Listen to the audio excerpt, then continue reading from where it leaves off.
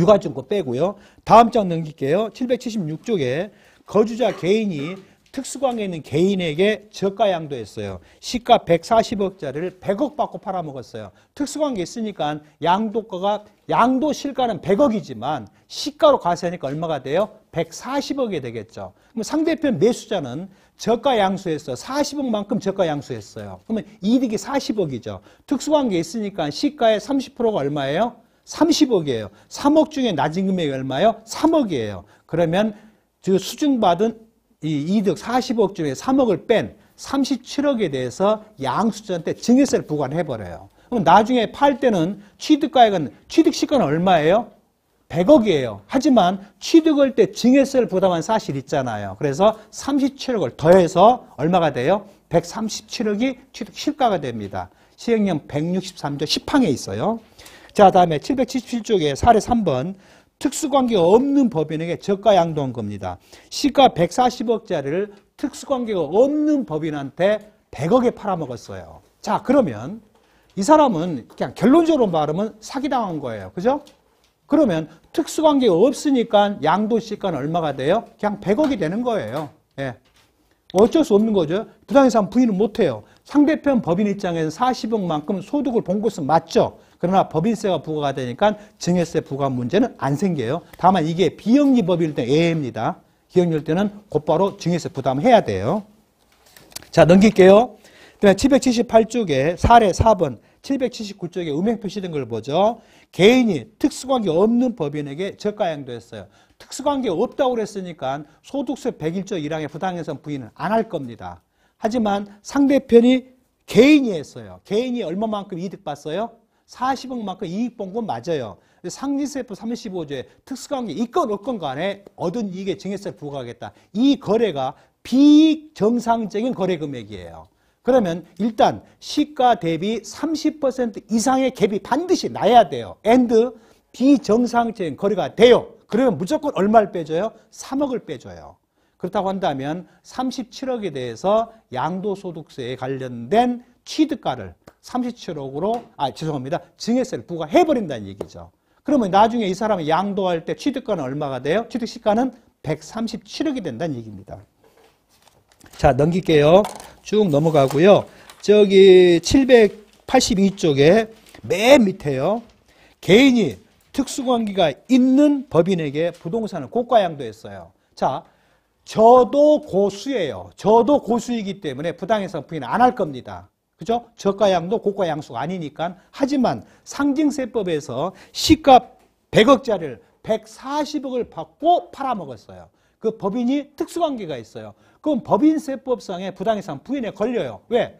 특수관계가 있는 자로부터 고가로 양수를 했기 때문에. 그러면 40억에 대한 상해처분 등 소득처분이 발생되겠죠. 그 다음에 이 양도자 입장에서는요. 양도자 입장에서는 100억짜리를 140억에 팔아먹었으니까 얼마 이득 봤어요? 40억 이익 맞죠. 양도실가는 140억이 맞아요. 하지만 40억에 대해서 증여세를 부과당할 거다. 그러면 특수관계에 있다고 했으니까 30%와 3억 중 낮은 금액이 당연히 3억이겠죠. 그러면 37억에 대해서 증여세를 부과당하겠죠. 양도실가는 140억이지만 37억을 빼준 103억이 양도실가로 경정감을 받아야 돼요. 됐죠? 넘길게요. 784쪽 맨 밑에요. 거주자 개인이 특수관계에 있는 개인에게 부동산을 고가 양도했습니다. 그러니까 시가 100억짜리를 특수관계 있는 개인한테 140억에 팔아먹었어요. 그러면 저도 고수가 아니니까 부당해상 부인은 안 할 겁니다. 그러나 상징세, 법인세법 올 이유가 없죠. 법인이 아니니까 상징세법상에 얻은 이득이 있죠. 40억만큼 얻은 이득에 대해서 어떻게 된다? 증여세를 부과당하겠죠. 그러면 37억의 증여자산 가액이 될 것이고 양도실가는 140억이지만 103억으로 다운시켜야 될 거고요. 됐죠? 그 다음에 786쪽이요. 개인이 그와 특수관계가 없는 법인에게 부동산을 고가 양도했습니다. 특수관계가 없으니까 그 다음에 저가 양도도 아니니까 부당해상 부인은 못해요. 하지만 고가 양도를 했어요. 시가 100억짜리 140에 팔아먹었어요. 자, 법인세는 생각하지 말고 상징세부터 먼저 생각합시다. 양도시가는 140억이 맞아요. 하지만 37억에 대해 증여세를 부과당했을 겁니다. 그러면 양도시가가 얼마가 돼요? 103억이 되죠. 그 다음에 법인 쪽에서는요, 고가 양수를 했어요.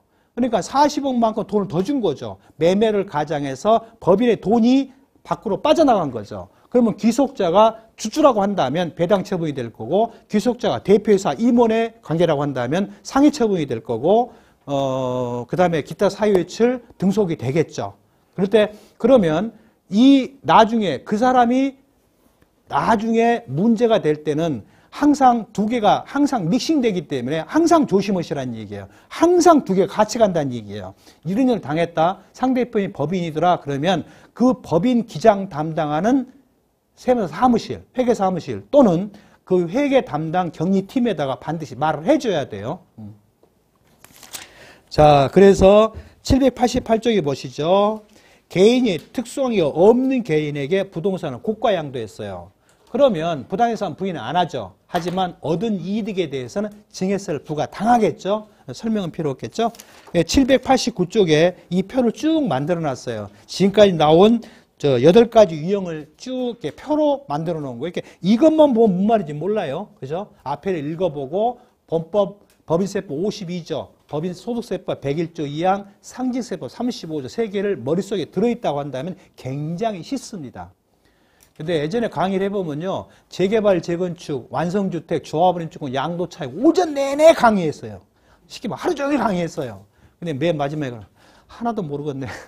진짜 힘파예요. 이 고저가 양수도에 관련된 저도 고수, 그 다음에 상징세법 증여세 부과 문제를 설명하면요, 들어보면 아는 것 같아. 아는 것 같은 돌아서면 하나도 모르겠어. 예. 그러지만 자꾸 듣다 보면은요, 똑같은 말을 제가 수없이 많이 반복하잖아요. 그죠? 듣다 보면 어느 순간에 아차, 이거 내가 안 본 것 같다, 이런 생각이 들 때가 있어요. 우리가 노리는 건 그거예요. 실수를 안 하자는 얘기입니다. 과세관청이 다 아냐? 과세관청이 모릅니다. 모르지만 누가 알아요? 컴퓨터가 알아요. 그래서 조심하셔야 돼요. 다 791쪽이에요. 거주자가 저가 양수 또는 고가 양수할 때 어쩔래? 지금까지 말은 8가지 유형을 뒤집어서 반대로 간 거예요, 이제는요. 반대로 이미 설명했으니까 그냥 그냥 제뜨기 타고 갑시다. 자, 쭉 넘기시게 되면 795쪽에 개인이 특수관계가 있는 법인으로부터 부동산을 저가 양수했습니다. 그러니까 시가 140억짜리를 100억에 샀으란 얘기입니다. 그러면 먼저 101조 1항에 따른 부당해상 부인 대상 2예요, 아니에요? 특수관계는 있겠지만 고가 양수한 건 아니잖아요. 그래서 부당해상 부인을 안 해요. 자, 법인세법 52조로 가요. 법인 쪽에서는 특수관계 있는 자한테 어떻게 했어요? 저가 양도했죠. 그다음 부당해상 부인이 되겠죠.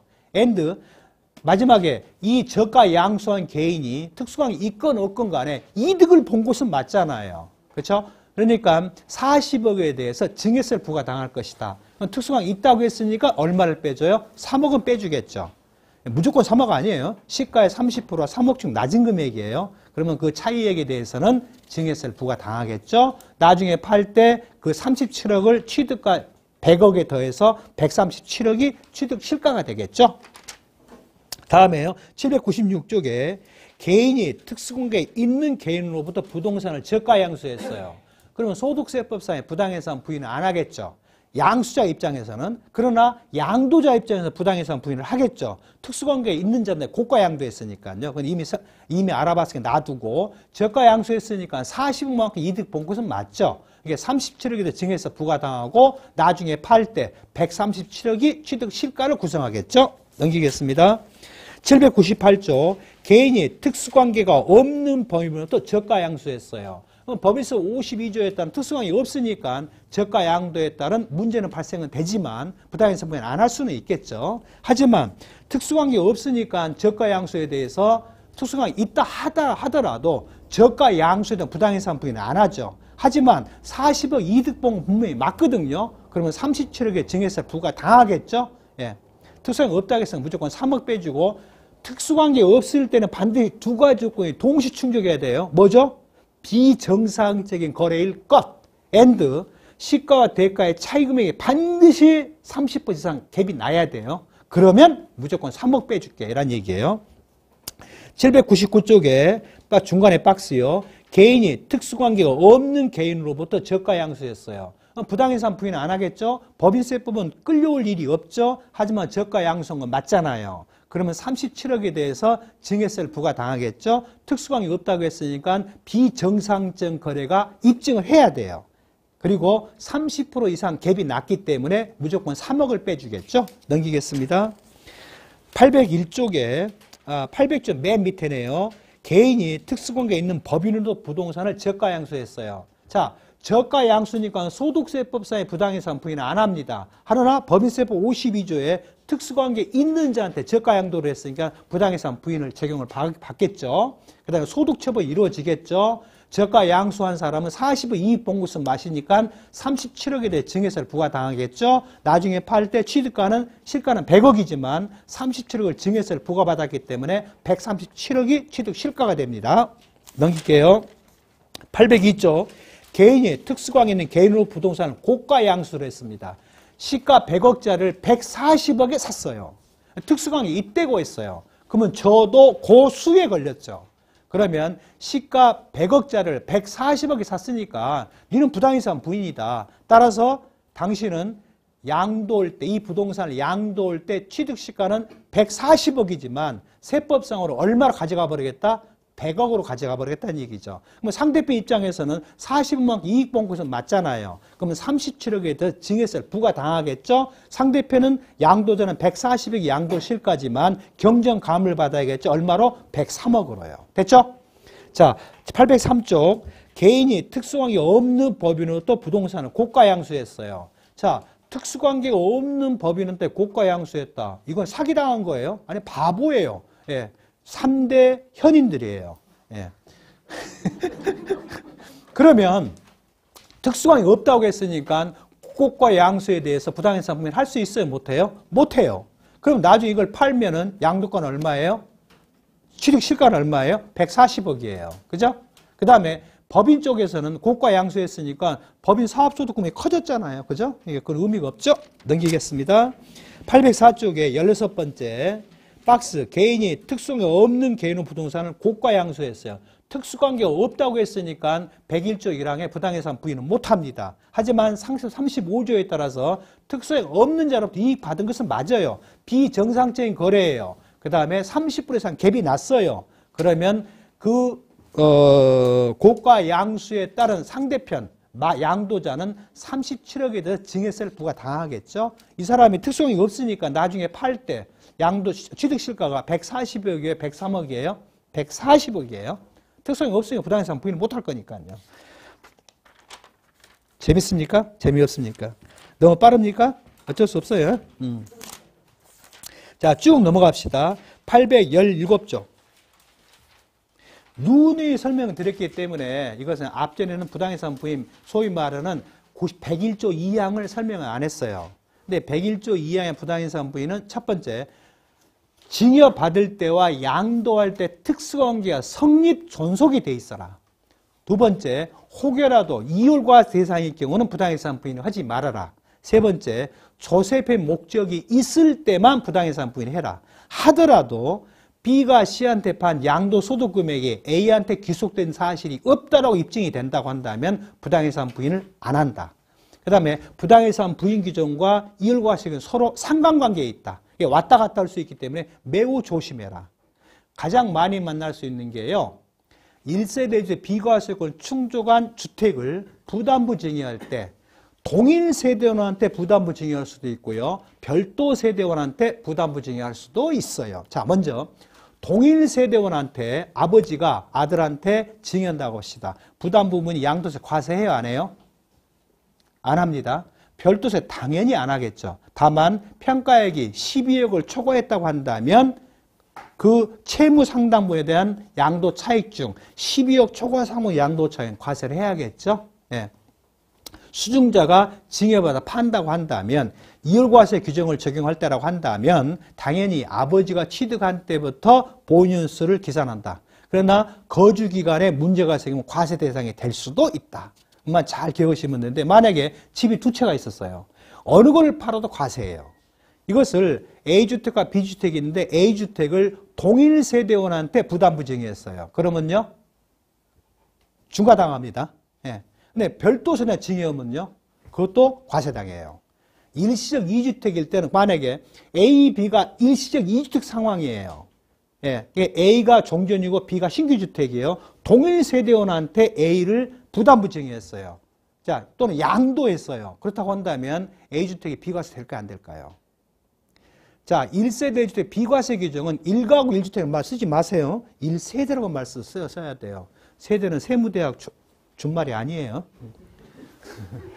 그러니까 1세대 1주택 비과세를 충족했는데, 일시적 2주택 상황인데 A를 동일 세대한테 부담부 증여나 양도를 해보면 어차피 또 다시 2주택이에요. 그건 적용 못합니다.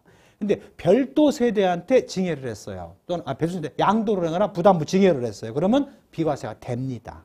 그렇기 때문에 굉장히 조심해야 돼요. 왜냐하면 주택에 관한 한 비과세 규정은 사람 기준이에요? 세대 기준이에요?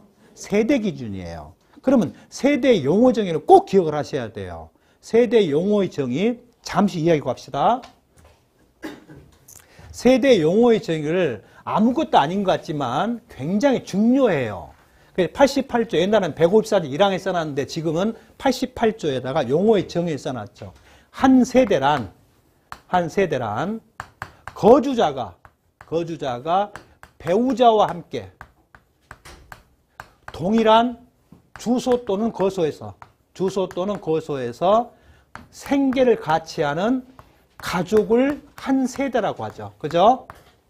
말은 쉬워요. 근데 어떤 경우가 많이 생기냐면요. 여러분들이 이러시다 보면 한 집에 주민이 같이 돼 있어요. 아들도 집이 있고 아버지도 집이 있어요. 2층에는 아버지가 살아요. 1층에는 아들 세대가 살아요. 밥도 같이 먹어요. 예. 근데 아들도 집이 있고 아버지는 이 집이 아버지 집이에요. 자, 아들이 집을 팝니다. 또는 아버지가 집을 팝니다. 이게 비과세가 되냐 안 되냐가 문제가 돼요. 원론적으로는 비과세가 됩니다. 왜 비과세가 될까요? 여기에 구성요소 하나, 둘, 셋, 넷, 5개 중에 어느 것 때문에요? 동그라미 1번, 동그라미 2번, 동그라미 3번, 동그라미 4번, 동그라미 5번이요. 이게 필요 충분 조건이에요. 4번이에요. 생계를 같이 한다의 용어의 정의가 뭐예요? 동일한 소득원으로 함께 기거한다. 그러면 딸이 있어요. 딸이 있는데 미혼이에요. 나이가 45살이에요. 대학교 교수예요. 연봉이 1억 5천이에요. 근데 아버지는 운수회사 사장님이에요. 또는 부동산 임대업자예요. 근데 같은 집에 살아요. 같은 집에 산 이유가 뭐냐면 어머님이 중증 장애인이에요. 치매 걸려가지고 기력도 없고 기어다니세요. 그러니까 시집 안 간 딸 입장에서는 어머니를 모실 수밖에 없는 상황이 됐어요. 같은 집에 살았어요. 근데 딸 집을 팔았어요. 근데 과세관청에서는 2주택이다. 그러니 과세하겠다. 그거죠. 중과하겠다. 이렇게 나와버린 거예요. 자, 그럼 여러분은 뭘로 입증하시면 돼요? 생계를 같이 안 한다는 걸 입증하라는 얘기입니다. 그러면 생계를 같이 안 하는 소득원은 뭐예요? 국민기초생활기본법에 따른 최저생계비의 절반 이상만 소득이 있다면 해줘라. 법은 그래요. 근데 실무는 어때요? 무슨 소리 하세요? 연봉 1억 2천이 말고 같이 살잖아요. 그래서 자꾸 과세를 하려고 그래요. 그리고 과세관청 입장을 이해를 못하는 말은 아니에요. 만에 하나 잘못해서 추징당하면 매덕이에요. 이게 고의로 몰고 가면 징계를 먹어요. 공무원은 징계를 먹게 되면 승진은 개코나 빨리 그만둬야 돼요. 아무것도 못하니까. 그러니까 절대 여러분도 마찬가지예요. 안 된 것을 억지로 하지 말란 얘기입니다. 절대 공무원의 인사상에 신상에 문제가 된 건 절대 하지 마세요. 원칙대로 하세요. 자, 가장 좋은 방법. 자, 연봉이 있다. 그건 말 안 해도 알아요. 왜? 다 컴퓨터에 TV에 다 나오니까요. 두 번째, 이 생계를 같이 하는 딸이 아버지 집에 같이 살고 있잖아요. 그러면 가스비, 전기비, 아파트 관리비를 딸이 내주면 돼요. 예. 그럼 마치 딸이 아버지 집에 기거하는 전세로, 사골세로 사는 것처럼 상황이 벌어지잖아요. 그죠? 예. 그러면은 100% 이깁니다. 근데 그러지도 않아요. 특히 용인 가면 성북동에는 그런 집이 많아요. 출입구가 하나예요. 근데 집이 이렇게 잘렸어요. 예, 두 세대가 같이 살게 만드는 집이 있어요. 근데 거실은 커요. 밥은 같이 먹은데 입구는 같아요. 근데 출입구가 서로 달라요. 따로 만들어졌어요. 근데 하나는 맞는데 두 세대가 완전히 분리될 정도로 쪼개진 게 있어요. 예, 그런 경우도 입증하시면 돼요. 그럴 때는 평면도를 확보하세요. 평면도. 인터넷 뒤지면 평면도가 나와요. 중개업자 갖고 있으니까요. 그걸 가지고 입증하시면 됩니다. 그래서 그래 말이 나온 게 잠깐 맛배기로 가죠. 거주자, 양도자의 신분이 거주자가 된다 이거죠. 그럼 비거주자는 해준다, 못 해준다? 못 해준다 이거예요. 그리고 우리 소득세법에 비거주자임에도 비과세 해주는 예외적인 규정이 있죠. 뭐가 있어요? 지금 거주자, 비거주자 판정은 뭐예요? 그 사람이 국내에 체류한 기간이 6달. 그러니까 181일이죠. 예, 181일 이상 체류했다면 거주자다. 180일 이상을 외국에 체류했다, 비거주자다라는 얘기죠. 그런데 예전에는 과세 기간이 서로 겹칠 때 2020년도 10월 달에 입국해서 2022년도 4월 달이면 181일이 경과될 겁니다. 그럼 거주자로 판정을 했어요. 근데 세법에 과세기가 중첩될 때는 삭제해버렸어요. 무조건 동일한 과세 기간 중에만 180일이 넘어야 돼요. 아시겠죠? 근데 원래는 예전에 몇 년이었어요? 1년이었었어요. 그러다가 180일로 바꿔버렸어요. 강화를 했어요. 그 이유가 뭐예요? 이유가 몽고에서 구리광산했던 사람, 그 다음에 인도네시아에 원목 사업하신 분들, 그 다음에 홍콩에서 상선 사업하신 분들, 이분들이 분명 우리 세법상으로는 비거주자가 맞아요. 아니 거주자가 맞아요. 근데 법원에서 패소당했어요. 예. 국가가 졌어요. 이 사람은 비거주자다. 따라서 국내 세법을 적용하면 안 된다. 소득 발생은 다 외국이지 않느냐. 예. 예. 그런 식으로 빠져나가다 보니까 문제가 된 거죠. 그래서 세법을 강화를 한 거예요. 그래서 양계 과세 기간에 걸친 것은 다 없어져 버린다. 당일 과세 기간에 해당된 것만 따진다라는 얘기죠. 근데 예가 뭐가 있어요? 국외 계속과의 1년 이상 체류가 필요한 취약, 질병, 금상 형편 때문에 전세돈이 출국한다면 양도 시점에 무슨 일이 벌어졌어요? 비거주자 신분이 돼버렸어요. 하지만 해줘란 얘기죠. 그 다음에 이 사람이 해외 이주법에서 해외 이주로 가는 경우가 있어요. 이주는 두 가지 방법이 있어요. 국내에서 해외 이주 신고를 받아서 출국하는 경우도 있고 현지에 가서 거기서 체류하다가 거기에서 현지 이민을 가는 경우도 있어요. 그러면 해외 출국일을 언제 할 거냐? 국내에 살다가 해외 이주 신고를 해서 나간 경우로 한다면 비행기 타고 딱 뜬 때부터 181일이죠. 해외에서 만약에 체류가 하다가 거기서 현지에서 이민을 가버리면 그 이민 자격을 취득한 때, 그때가 비거주자 개시 시점이에요. 그러면 양도 시점에 당연히 무슨 일이 벌어졌어요? 비거주자 신분이에요. 하지만 예외적으로 비과세를 해줘라는 얘기가 되죠. 그래서 그 다음에 거주자인 경우로서 배우자가 있어야 할 것. 근데 배우자가 없으면 어쩔래가 문제가 되죠. 사망했거나 이혼했거나 미성년자가 혼인하면서 성년은 의제가 된다고 한다면 배우자가 없어도 좋다. 또 사망의 이혼이 아니에요. 아니라고 하더라도 30세 이상이라고 한다면 배우자가 없어도 있는 걸로 인정해줘라는 세대 구성이 가능하다는 얘기죠. 단 뭐가 있어야 돼요? 소득이 있어야 돼요. 최저생계비 이상의 소득원이 반드시 있어야 할 것. 근데 실무상으로는 있어도 안 돼요. 예. 꼭 문제가 돼요. 왜? 그럼 자기들 입장에서도 걱정스러우니까요. 그 다음에 동일한 주소 또는 거소에서요. 왜 주소 또는 거소라고 표현했을까요? 주소는 주민등록지가 주소죠. 그러면 거소는 뭐예요? 주소지와 유사한 형태의 같은 거소지. 그러니까 제가 옆에는 빰 때리고 제가 큰 집에 가버렸어요. 국립호텔에 들어갔어요. 그러면 국립호텔이 내 거소지가 되는 거죠. 그러면 고지서 송달, 신고 송달은 어디로 해야 돼요? 교도소로 송달해야 돼요? 그 사람 주소지 송달해야 돼요? 주소지로 송달해야 돼요. 근데 만약에 거기서 죽어버렸어요. 그러면 거기가 상속 개시지요? 주소지가 상속 개시지예요? 주소지가 상속 개시지입니다. 네. 뭐 그런 경우가 있어요. 생계를 같이 한다. 동일한 소득으로 함께 기거한다는 의미란 얘기죠. 그러면 가족.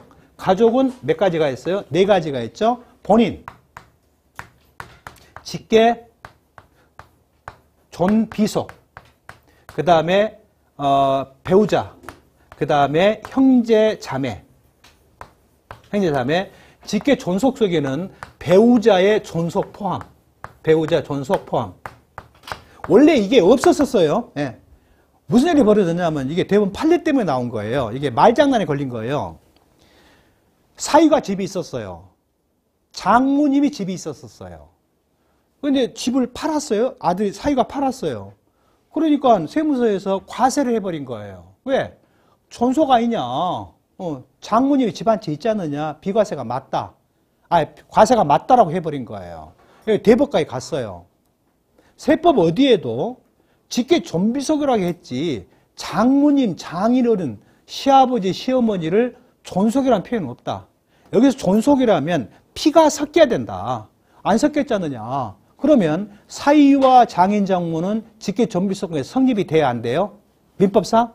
안 돼요. 소득세법상? 안 돼요. 형법상 사위와 장인 때리면 어떻게 돼요? 존속 상해죄예요. 형법 문제가 돼요. 그러나 안 돼요. 그러다 보니까 가족의 범위에 장인, 장모님, 그 다음에 시아버지, 시어머님이 직계 존속에 들어와야 안 들어와요? 안 들어와 버려요. 그래서 말썽이 나서 국가가 폐소해 버렸어요. 그래서 집어넣은 겁니다. 배우자의 존속을 포함한다. 만약에 근데요, 배우자의 어머니인 장모님이 계모예요. 계모면요? 존속이에요? 존속 아니에요? 아니에요. 계모가 계속 이어져 가는 어머니란 뜻이에요. 마찬가지요. 계부도 존속 아닙니다. 옛날엔 계모 서자 관계가 직계 존비속이었는데 98년도인가 계모 서자 간의 직계 존비를 폐지해버렸어요. 그런데 만약에 양자, 양부모 관계라고 한다면 존속 관계 성립돼야 안 돼요? 법률상 존속 관계가 성립이 됩니다. 그럼 만약에 A라는 집을 내가 갖고 있어요. 내 처제가 대학교 다녀요. 예, 처제도 집 한 채가 있어요. 처제는 당연히 소득원이 없겠죠. 내 집을 팝니다. 2주택으로 과세당할까요? 비과세 받을까요? 비과세요? 자신해요? 와, 처음으로 맞으셨어요. 왜 맞을까요? 내가 처제를 쳐다보세요. 처제가 형님이에요? 동생이에요? 그 다음에 남매예요? 아니죠. 존속이에요? 비속이에요? 배우자. 배우자는 좀 생각해 봐야겠어. 예. 배우자는 네팔이나 부탄 같은 데는 그 부인이 남편이 누군지는, 애가 누구가 애 아버지인지는 모른다고도만요. 예. 형님이 장기 출타하면 동생하고 같이 산대요. 동생이 장기 출타하면 형하고 같이 산대요. 이게 애 후손의 양이 줄어들니까 출산율을 높일 목적으로 관습이 그러나 봐요. 그 중국의 무슨 족이더라? 그 장족이든가요? 거기도 그렇대요. 남자를 여자가 선택합니다. 예. 그리고 혼인 관계는 없어요. 혼인은 안 해요. 그냥 나 네 좋아 올와 그러면 끝이래요. 얘가 누구가 아버지인지는 모른대요. 예. 여자는 안 된답니다. 예. 물론 횟수가 많은 누구인지도 모르겠지만 죄송합니다. 예. 이거 성차별 아니에요. 예. 세상 사는 게 다 그런 거니까요. 아무튼 그래서 이 가족의 범위 있는 집으로서 and 1주택이란 얘기죠. 근데 제가 현직에 있을 때 외국에 일본이나 중국 상해, 홍콩, 베이징, 그다음에 필라델피아, 뉴욕, 샌프란시스코, LA에 강의를 가요. 1년에 한 번씩 교포 상대로 강의를 해주면 꼭 물어본 거 있어요. 내가 상해에 집이 2채가 있고 서울에 집 한 채 있는데요. 서울 집 하면 3주택이에요? 1주택이에요? 3주택 1주택이에요? 1주택이에요. 이 1주택은 한반도에 있는 주택만을, 국내 주택만을 말해요. 그럼 만약에 탈북민이에요. 예, 평양에 집 한 채 있어요. 서울에 집 한 채 있어요. 자, 어느 걸 팔아도 과세일 거예요. 2주택이니까요. 그러면 이 소득세법에 영향을 미칠까요? 못 미칠까요? 법대로 없이도 미쳐요. 그렇죠? 왜? 한반도와 그 부속 도서가 뭐다? 대한민국이니까요. 하지만 소득세 영향을 못 미치잖아요. 그래서 비과세 해줘야 됩니다. 그래서 1세대 1주택의 일반적인 개괄적인 내용을 설명을, 이제 이 속에는 어마어마하게 많은 내용이 엄청나게 많이 들어있죠. 예. 시행령 154조, 154조 2, 155조, 155조의 2, 156조의 156조, 152, 153. 어마어마하게 많아요. 본법은 딱 한 줄이에요. 한 줄. 대통령령으로 한 1세대 1주택 가로 열고 기준금액을 초과한 구간 제외 부속 토지를 포함하여 비과세한다. 그거 딱 전부예요. 나머지 시행에 다 일거돼 있죠. 그러니까 정책 세제다 보니까 시행령을 너무 많이 개정을 하죠. 2년 동안 20번 개정했으니까요. 아무튼 어찌됐든 10분 쉬고 35분에 다시 시작하겠습니다.